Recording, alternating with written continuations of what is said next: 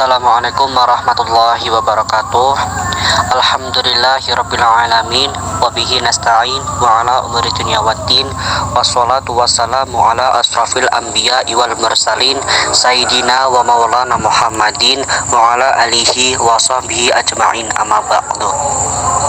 Yang terhormat Bapak Miftahul Huda MAG selaku dosen pengampu mata kuliah Metodologi Studi Islam, dan tak terlupakan pula kepada teman-temanku semuanya, terkhususnya kepada teman-temanku kelas C.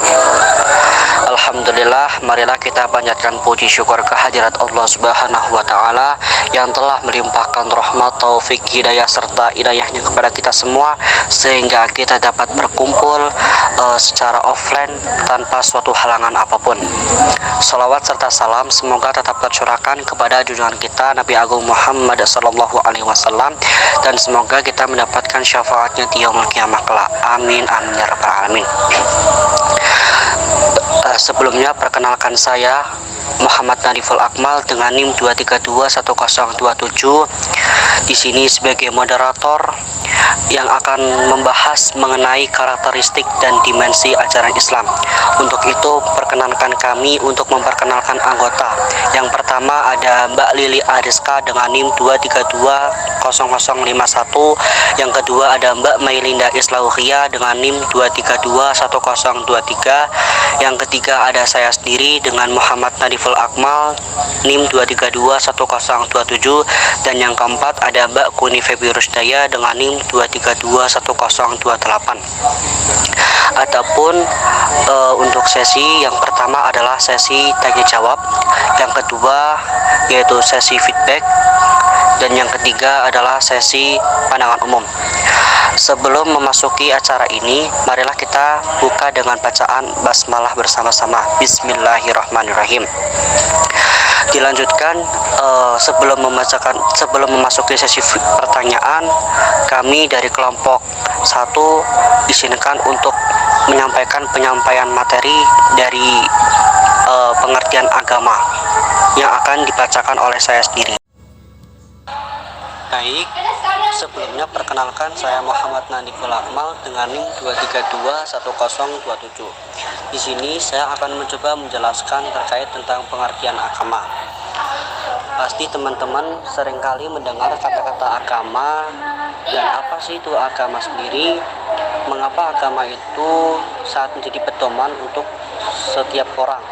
Nah, agama merupakan suatu hal yang harus diketahui makna yang terkandung di dalamnya, dan agama tersebut berpijak kepada suatu kejiwaan yang berupa keyakinan, sehingga dengan demikian kuat atau rubahnya agama bergantung kepada sejauh mana keyakinan itu tertanam di dalam jiwa.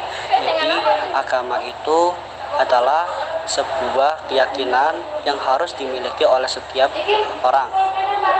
Tujuannya untuk apa sih agama itu? Oleh karena itu, dengan mengetahui makna yang terkandung di dalam agama, maka orang yang beragama tersebut dapat merasakan kelembutan dan ketenangan yang dapat kita ambil dari ajaran agama tersebut. Perkenalkan, nama saya Mailinda Islauhia dengan NIM 2321023. Baik, unsur-unsur agama. 1. Pengakuan terhadap adanya hubungan manusia dengan kekuatan gaib yang harus dipatuhi. 2. Pengakuan terhadap adanya kekuatan gaib yang menguasai manusia. 3.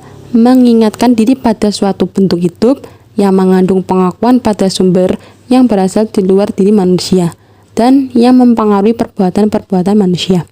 4. Kepercayaan pada suatu kekuatan gaib yang menimbulkan cara hidup tertentu. 5. Sesuatu sistem tingkah laku yang berasal dari suatu kekuatan gaib. Selanjutnya, latar belakang manusia beragama.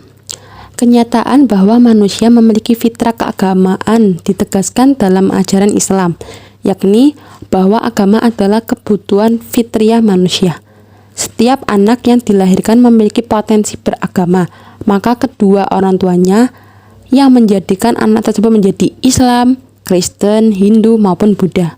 Bukti bahwa manusia sebagai makhluk yang memiliki potensi agama yaitu pada manusia primitif yang tidak pernah mendapatkan informasi mengenai Tuhan. Ternyata mereka mempercayai adanya Tuhan meskipun yang mereka percaya itu terbatas pada khayalan. Selanjutnya mengenai perkembangan agama. Agama di Indonesia memegang peranan penting dalam kehidupan masyarakat. Hal ini dinyatakan dalam ideologi bangsa Indonesia, yakni Pancasila, yang berbunyi ketuhanan yang Maha Esa. Sejumlah agama di Indonesia berpengaruh secara kolektif terhadap politik, ekonomi, dan budaya. Di tahun 2000, kira-kira 86,1% dari 240.271.522 penduduk Indonesia adalah pemeluk Islam.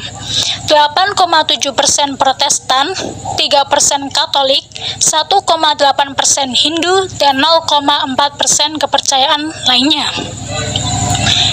Ada beberapa pendekatan dalam studi Islam, di antaranya pendekatan sejarah, pendekatan fikih, dan pendekatan fenomenologis. Selanjutnya, dimensi dalam ajaran Islam. Yang pertama, pengertian Islam. Menurut Asy'ari, Islam merupakan sikap atau perilaku penyerahan total hanya kepada Allah Subhanahu wa Ta'ala semata, dan karena ketulusannya tersebut, maka seseorang akan mendapatkan keselamatan, kebebasan, dan kedamaian. Selanjutnya ada otentisitas ajaran Islam. Dalam kamus KBBAI, otentisitas memiliki arti keaslian atau keotentikan. Namun, otentitas ajaran Islam memiliki arti yang lain, yaitu agama yang mengajarkan manusia untuk dapat diterima kepada setiap umat muslim lainnya. Baik, selanjutnya saya akan menjelaskan mengenai karakteristik ajaran Islam. Karakteristik ajaran Islam yang secara dominan ditandai oleh pendekatan normatif, historis, dan filosofis tersebut terlihat bahwa ajaran Islam memiliki ciri-ciri yang secara keseluruhan sangat ideal. Islam adalah agama yang mengajarkan perdamaian, toleransi terbuka, kebersamaan, egaliter, kerja keras yang bermutu, demokratis, adil, seimbang antara urusan dunia dan akhirat, dan sebagainya. Islam juga tampil sebagai disiplin ilmu keislaman dengan berbagai cabangnya. Selanjutnya, dimensi dalam ajaran Islam. Ajaran-ajaran Islam adalah lengkap atau syamsil. Kelengkapan Islam muncul dalam konsep trilogi Islam. Trilogi ini merupakan ajaran yang mewadahi dimensi-dimensi manusia. Di antaranya yang pertama dimensi keimanan, yang kedua dimensi aktualisasi, yang ketiga norma-norma yang mengatur dan mengarahkan gerak hati nurani atau kolbi. Ini merupakan aspek estetorik Islam yang melahirkan kehalusan budi, moral luhur, dan akhlakul karimah. Baik, terima kasih atas penyampaian materinya. Selanjutnya yaitu sesi tanya jawab. Silakan kepada teman-teman jika ada yang ingin dipertanyakan mengenai karakteristik dan dimensi ajaran Islam, bisa bertanya di dalam kelas dan akan didiskusikan di dalamnya. Sekian, terima kasih. Akhirul kalam, wabillahi taufiq wal hidayah. Wassalamualaikum warahmatullahi wabarakatuh.